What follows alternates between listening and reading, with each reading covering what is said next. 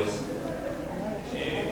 invitado por el doctor Prieto y por el Instituto Administrativo, para, por casualidad, un tema que habíamos pensado, se tenía que desarrollar académicamente durante todo el año, porque estaba saliendo de diciembre, que era el año del derecho constitucional y administrativo, y la casualidad que coincidió exactamente para la sanción de la ley. O sea que tuvimos un impacto jurídico. Con su cumpleaños. Para los que no conocen, el doctor Prieto, voy a presentar primero porque es local, especialista en Derecho Constitucional, profesor de Derecho Constitucional de la Universidad de Comahue de Seguro, muchos años, y fue convencional constituyente nacional en el año 94 y convencional constituyente provincial en el 2005. Tiene una gran experiencia en Derecho Constitucional con convención.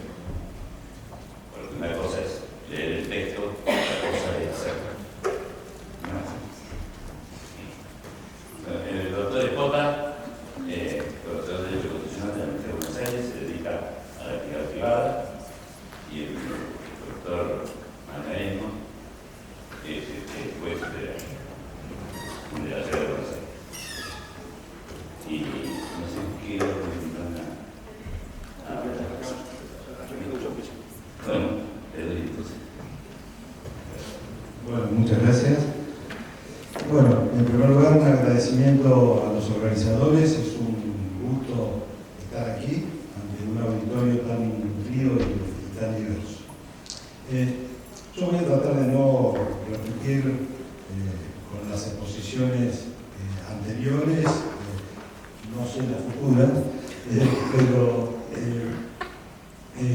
quisiera enmarcar el tema de una forma un poco más general en nuestro sistema constitucional y contarles un poco de dónde viene esta cuestión porque de esto estamos hablando, tanto cuando hablamos de decretos de necesidad de urgencia, como cuando hablamos de las declaraciones de emergencia, como explicó muy bien Micaela, para hacer posible la delegación legislativa. En realidad estamos hablando del ejercicio de funciones legislativas por el Poder Ejecutivo, por el Presidente de la Nación, que le corresponden al Congreso de la Nación. ¿Qué es lo que sucede? Nosotros originalmente, para hablar de esto tenemos que hablar, en primer lugar, aunque sea someramente, del principio, que es casi un dogma del derecho constitucional, del principio de división de los poderes. Y cómo se injerta, y esa es la palabra más precisa, sin decirlo con un contenido peyorativo, estas instituciones en una constitución que, como la nuestra, en términos generales, estuvo tomado del modelo norteamericano y que establecía una división de poderes muy estricta, con la idea, que también aquí se puso, de que el control recíproco entre los distintos poderes hace posible el beneficio de la libertad y contiene al Estado desde el avance, hacia el avance de los derechos y las libertades individuales. Y cuando hablamos de esto, lo tenemos que situar en su tiempo, el tiempo de sanción, donde básicamente las garantías o los derechos constitucionales básicamente protegidos eran la libertad y la propiedad, ¿no? Entendido esto de una forma absolutamente distinta de la contemporánea, porque por entonces la participación política era sumamente restringida y la participación política estaba solo reservada a pequeñas élites, aunque algunos podían participar de la decisión política al momento de la elección en la medida que tuvieran determinadas cualidades que eran muy poco presentes, ¿no? Como era tener propiedad o como era tener educación.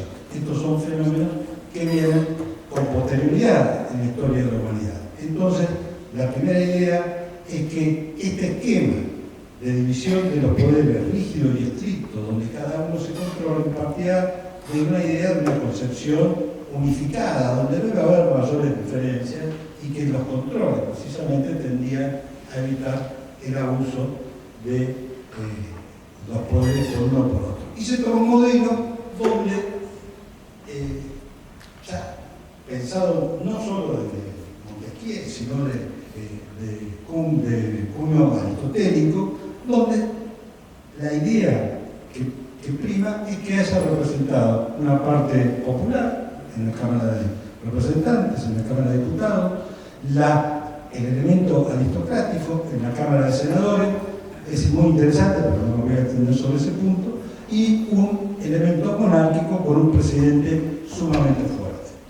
Bueno, este esquema de división de poderes en realidad prácticamente no funcionó en los hechos, ni siquiera en Estados Unidos, ni tampoco en la Argentina, con la evolución de la democratización de la sociedad, con el cambio de los medios de producción, con la extensión de la educación, con la extensión del trabajo remunerado, la sustitución del trabajo esclavo, y por diversas otras cuestiones que tampoco vienen ahora al caso.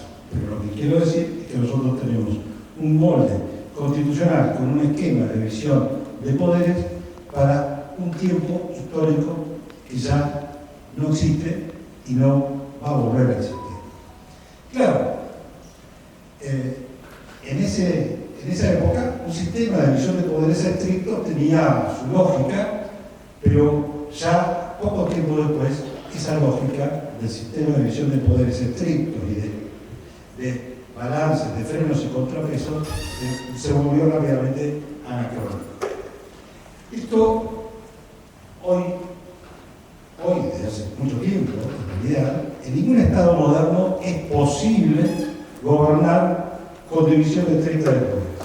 No es posible que todos los temas los trate el Congreso, no es materialmente posible, humanamente posible. Recordarán ustedes, por ejemplo, algunos en los debates sobre las retenciones, allá con la crisis con el campo en el año 2008-2009, que había una posición que decía, no, todo tiene que pasar por el Congreso, y esto es materialmente imposible que las posiciones arancelarias, por ejemplo, ¿no?, fueran objeto de debate en el Congreso. Con un gobierno de izquierda, con un gobierno de centro, con un gobierno de derecha. No es materialmente posible. Esto es lo que explica la necesidad del ejercicio de facultades legislativas por el presidente, a través del decreto de necesidad y urgencia, cuando él las toma, o a través de la legislación delegada, cuando el Congreso se las confiere. En nuestra historia constitucional también se dijo aquí, creo que en la primera exposición, y se explicó que en la Constituyente del 94 hubo una regulación de estas dos instituciones como reacción, o que fueron causadas en buena medida por la jurisprudencia vigente por entonces, que era excesivamente amplia. Y esto fue efectivamente así, porque la Constitución, de acuerdo al texto fácilmente entendible por entonces, por cualquier lego, y es bueno que la Constitución no sea solo una materia de abogados, sino que sea una materia del pueblo, porque es el pueblo el que se da la Constitución, no establecía, no permitía el ejercicio de estas facultades. Pero en la realidad de los hechos, en la práctica política y en la práctica judicial, esto no solo que existía, sino que la misma Corte Suprema de Justicia de la Nación le había dado una amplia potestad al Poder Ejecutivo, que era el presidente Menem por ese entonces, para materialmente poder hacer y deshacer en un sinfín de materias que estaban reservadas al Congreso a través de estos mecanismos. Entonces, la primera idea que primó en la Constituyente fue la de buscar límites, y es lo que buenos, malos o regulares se pusieron en materia de legislación delegada en el artículo 76 y en materia de decretos de necesidad y urgencia en el artículo 99, inciso 3. Esta es la idea: admitirlos, pero limitarlos. Los límites no son perfectos, mucho menos los de la ley, también se habló aquí de esto, y esto tiene que ver con los procesos constituyentes, donde los acuerdos a los que se llega son producto de transacciones políticas. Transacciones políticas significa que para conseguir los acuerdos hay que moderar las posiciones políticas de cada uno. Puede dar fe de ello acá Mariano Mansilla, entre tantos otros, ¿no? De la necesidad de conseguir acuerdos cuando estamos buscando normas que van a regir en nuestros sistemas de constituciones rígidas durante muchos años la vida y la toma de decisiones futuras a través de distintos procesos políticos que se dan. Entonces, les decía hace un rato que estas dos instituciones son un injerto. ¿Por qué son un injerto?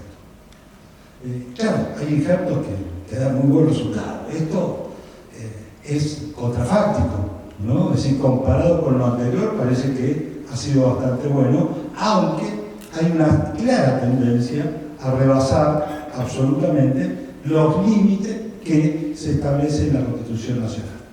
¿Pero por qué sucede esto? Porque todos los presidentes que tenemos tienen una vocación de violadores seriales de la Constitución. Puede ser que alguno, pero yo no diría que todos y cada uno desde el 94 en adelante.